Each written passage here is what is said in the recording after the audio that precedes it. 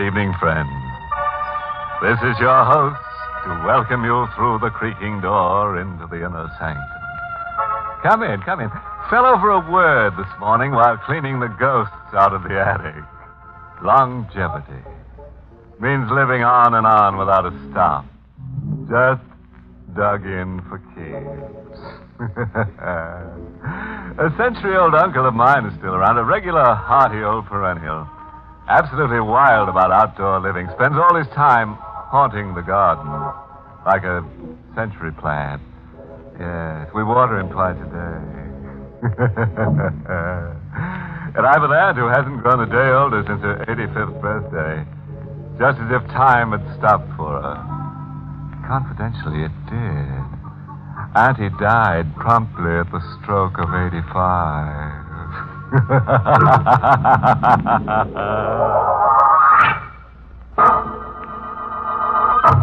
Tonight's Inner Sanctum mystery, Murder Comes to Life, was written by John Robert and stars Charles Irving in the role of Jean, with Santos Ortega as Sorrowful. And now for our weekly dizzy spell.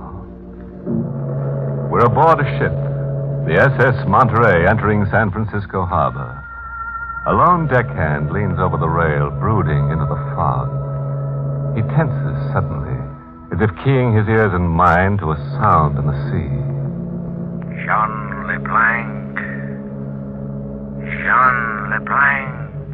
The seaman shakes his head as if the name glances off him meaninglessly. He moves a hand across his face, as if removing mists that cloud his vision, as if desperately anxious to accept the identity Jean LeBlanc as his own. Jean LeBlanc. Is it my name? A name I forgot long ago when I fell apart. And if it is my name, why can't I accept it and believe it? Why do I insist I'm someone else and run? Jean LeBlanc. Everywhere I've gone through the years, the names pursue me, demanding that I stand my ground and face it. Everywhere. Lisbon, Bombay, Tripoli. And the last time in a bar, in an island port where forgotten men drift to forget. Hello, John LeBlanc. That name. Wherever I go, I hear it. Wherever I go, it whispers at me, shouts at me. It's driving me crazy. It's your name, mister. Running from it will get you nowhere. You're Jean LeBlanc. But I'm Belmar. My name is Belmar. You're Jean LeBlanc, San Francisco, USA. You've been shuttling from island to island on the bum like a man without a country. But you're Jean LeBlanc, San Francisco, USA. You're as sure as that? I ought to be. We've traveled around the world and back together. You a step ahead, slippery as an eel, and me on your tail. You've been following me, you say? Like grim death. Why? $50,000. That's the price you'll fetch. Look wherever you are. You've got to stop following me. Sure, I'll stop, LeBlanc. When you stop running. I'll make you stop if I have to kill you. A gun, huh?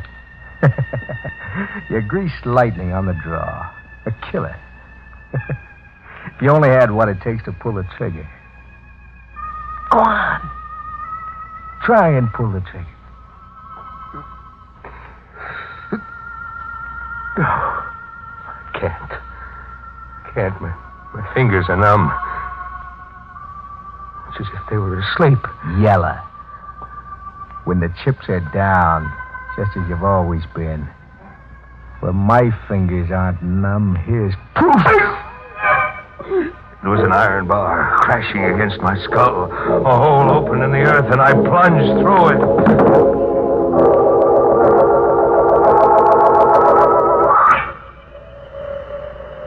I came to with the moon on my face, and the wind in my ears.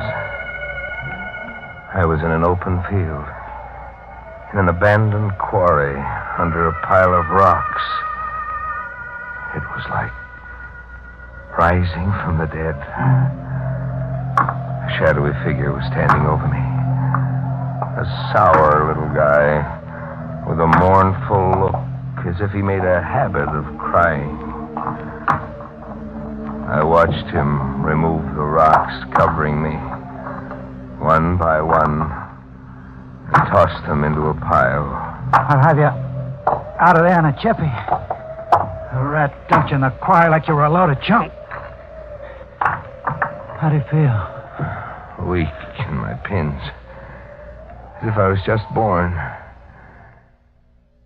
As if I've come back from the dead. You're not kidding. You're about as dead as any guy could get. Who did it to me? I'll let you in on this much. It was a cop. A retired cop. Cop? Yeah. He said I was worth $50,000 to him. What did he mean? That's how much Jean LeBlanc is worth to a cop. Look, why don't you stop drifting from port to port and face up to yourself? Call yourself by your right name. But I'm Belmar. I'm known as Belmar. I ship as Belmar. Your mind's still in the rut. Well, it's like that. We're in a rut. We go together? Like ham and eggs. Maybe you want to know where you picked up the name Belmar? No. I'm going to tell you anyhow. See this tin can? Yes? You landed out of Frisco on a ship that hauled a cargo with these tin cans. Canned fruit. This one held apricots. Read the brand name. Belmar. Yeah. Belmar. Belmar Fruits. Guy with your class has been trying to cram himself into an empty fruit can. I could bust right out crying. I mean so much to you. I just dug you out of that rock pile, didn't I? Well, so long for now. But wait, who are you? You didn't tell me. You used to call me Ben in the old days. When you were the big boss and I was your racket boy. Ben's the name. Sorrowful Ben. He was gone. I was alone with the wind. There was a battered tin can beside me, wearing a label that read Belmar.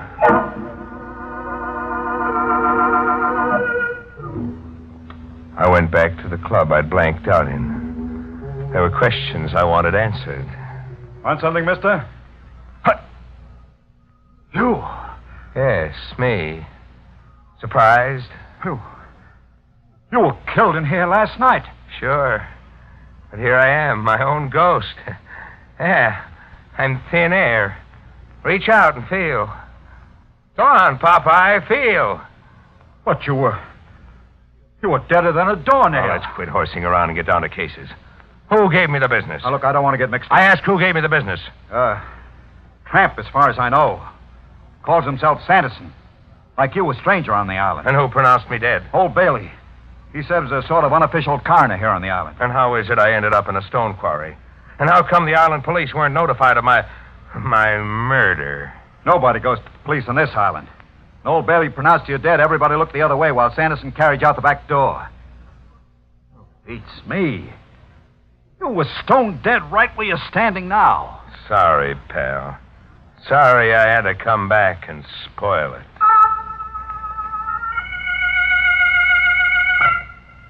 I went looking for old Bailey, the coroner. I wanted to know why an unconscious man qualified with him as a corpse ready for immediate burial.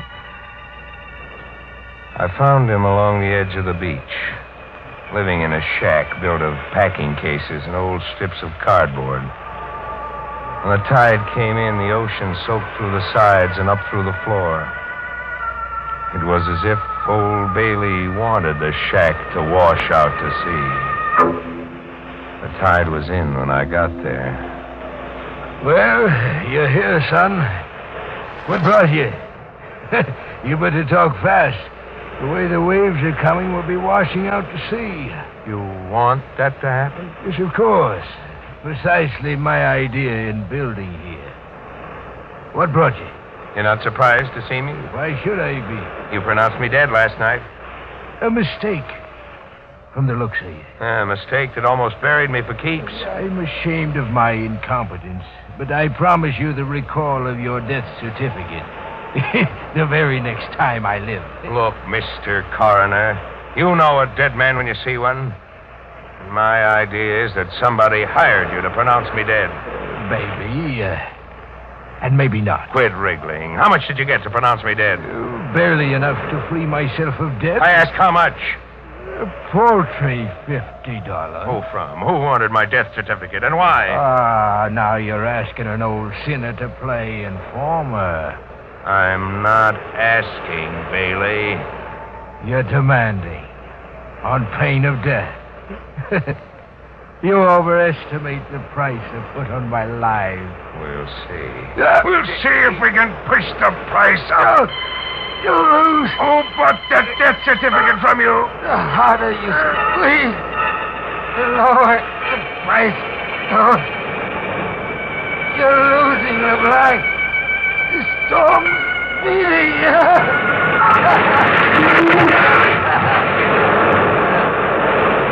The sea tore through the paper hot and overran us. I felt it pull at me. I was being sucked into the middle of a whirlpool.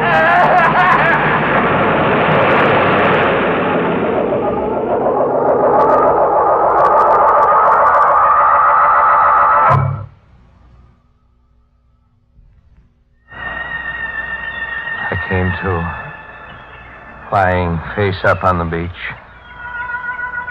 The storm was over. The tide was out. Old Bailey was gone. And his paper hut, too. I could see the wreckage way in the distance, riding the ocean swell. I was half dead, but alive. A miracle. I gotta keep you alive and going, boss. Well, it happened. I'm to blame for the condition you're in. You're to blame.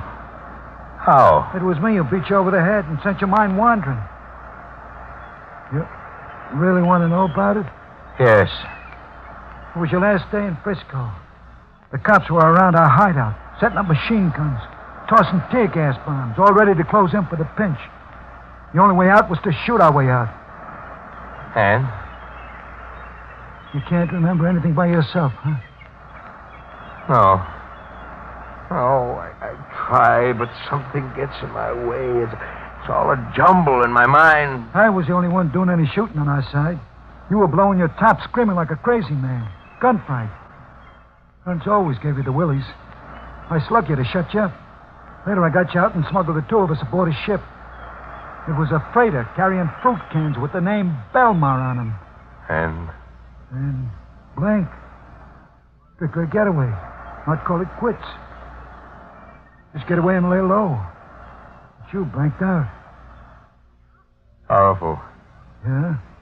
Tell me, what was your Jean LeBlanc like before he began to scream that last day in Frisco? Oh, top man of the world. You had the world in your vest pocket, boss. You were the Jesse James I read about as a kid. Only better. The stuff you pulled at Frisco on its ear. What sort of stuff? Banks, museums, mail trucks. Just theft? No murder? Murder was the rub. Like I said, guns gave you the willies. That last day in Frisco, police had our hideout surrounded, you said. How did they get that close? That's a question I was waiting for you to get around to. They were tipped off by a stewed pigeon named Queenie Simpson. The job you muffed on Queenie still needs to be done if you ever want to go home. Oh, it's a lot to remember all at once. A lot to remember.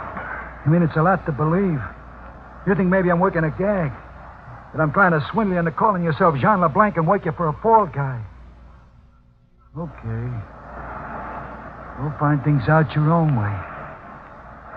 I'll be around when you need me.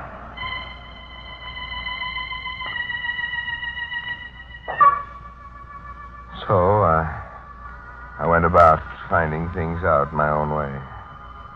I went looking for Sanderson to double-check on why he broke my head so that a phony death certificate could be issued in the name of Jean LeBlanc. I found him camped in a hobo jungle 50 yards away from a railroad embankment. LeBlanc. Back from the dead. Can it? You never killed me. I didn't. No, you just thought you did.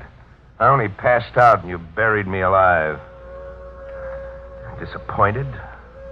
Not too much, maybe. You're worth $50,000 in reward money. Dead or alive. Here, this will restore your memory. It was a police notice offering a $50,000 reward for the capture of Jean LeBlanc, dead or alive. I get your death certificate angle, Sanderson. With me dead, it would have been easier for you. No carting me back. Just show that death certificate old Bailey issued and collect. I'll collect anyhow. If you live. That wouldn't be a threat, would it? A death notice. Who's going to die now? You. Of strangulation. I don't worry you, huh? Not a bit. I told you last night you weren't the killer type. You threaten, then you run. Hey, but I've changed, Sanderson. I've stopped running, thanks to you. Thanks to me. Hey, you opened my head last night and the fears ran out. I face up to myself now. I don't cry baby anymore. I'm not the killer type, but I'm going to kill you and laugh until I blow a fuse. Let go. I had the strength of 100 men in my hands. My fingers were steel claws. Sanderson didn't have a chance.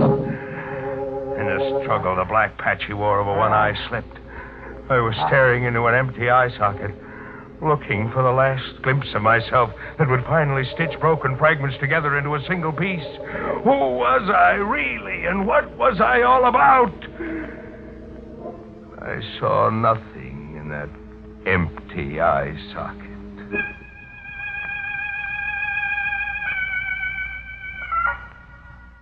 I sat around with Sanderson, fascinated by the face of death, waiting for Sorrowful's approval. A nice night's work, boss. What did you kill him with? My bare hands. I strangled him with my bare hands. He's dead, all right. That takes care of job number 1. Job number 2 is Queenie Simpson. Nobody else. This time, with a gun. Sure, with a gun this time. Where do I find Queenie Simpson? Where she's always been. The Wonderland Arcade. She works a shooting gallery there, the way she always has. Kill her and you've got the cops up a tree. She's her only witness against you. Kill her and you're the racket king of Frisco again, with the town eating out of your hand. San Francisco. It's been a long way around getting home, Sorrowful.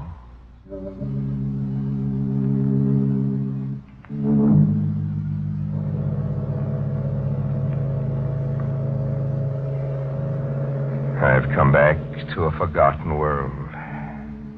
Halfway around the globe to murder a forgotten woman. The Wonderland Arcade is a honky-tonk strip. Has a flea circus, a waxworks, a piano somewhere beating out ragtime, and Queenie Simpson's shooting gallery. I'm waiting, keeping out of sight, watching until Queenie Simpson is between customers. What's the tab for a rifle load, sister? 12 shots for a quarter. It's cheap enough. Watch me shoot. Bullseye. You're pretty good. Thanks. I'm even better with a revolver. What would it take to coax you to get up against that target?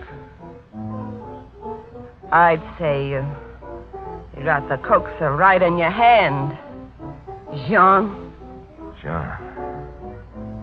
Jean who? Jean LeBlanc.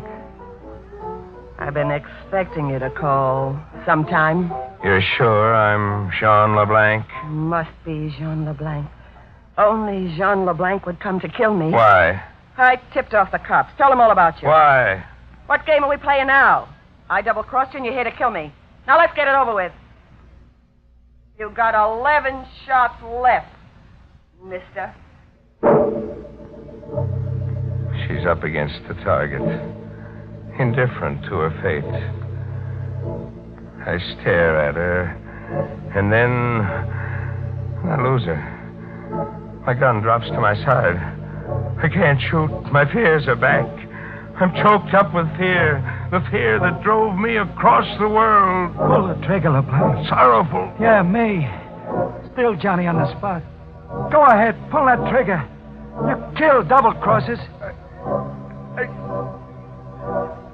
I can't pull the trigger, Sorrowful. Don't turn yellow now. You come back a long way. Pull that trigger and you're the big boss again. I can't. My fingers are numb. My hands feel dead. I've stuck along with you. Crawled after you from island to island. I watched over you, worried about you, waiting for you to come out of a brainstorm. But now it's over. Once and for all. Are you going to make like Jean LeBlanc and pull that trigger? I can't. I'm Jean LeBlanc, but I can't measure up to what you expect. I'm afraid. Give me that gun. Sorrowful shot Queenie as surely as I couldn't. I watch her stiffen while a red stain on her dress over her heart spins and spins into a wider and wider circle. You were somebody in my book once, LeBlanc. Don't blame me, Sorrowful. You built a statue in your mind. And now it turns out it's only a clay statue. Police cars. Hear the sirens. Take one more shot, Sorrowful. It may shoot your statue down before the police come. I can't. You must. Either way, I die, but I'd rather it was you. This way, I won't die screaming. Shoot, Sorrowful, please.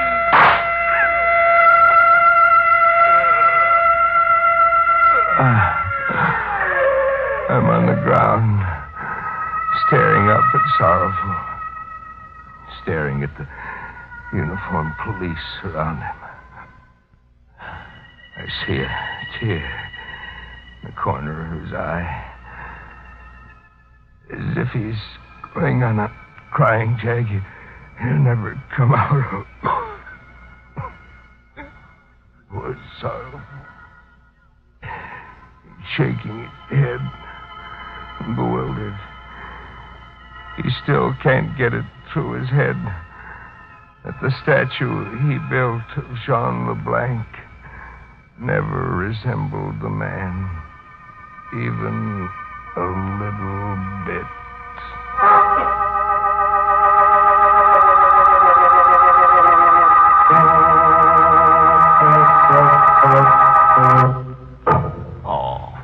Poor LeBlanc. Even now, with his worries over, he's having himself a fit. Size 4x6, the cat could make it tells me.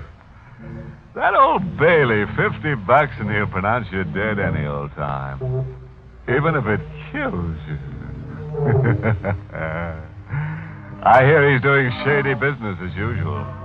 His shingles hung on Davy Jones's locker.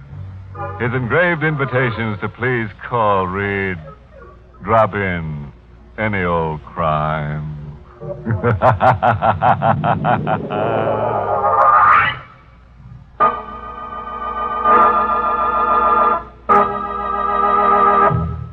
Inner Sanctum is heard each week in the United States over CBS, the Columbia Broadcasting System, and has been rebroadcast for servicemen and women overseas through the facilities of the United States Armed Forces Radio Service, the voice of information and education.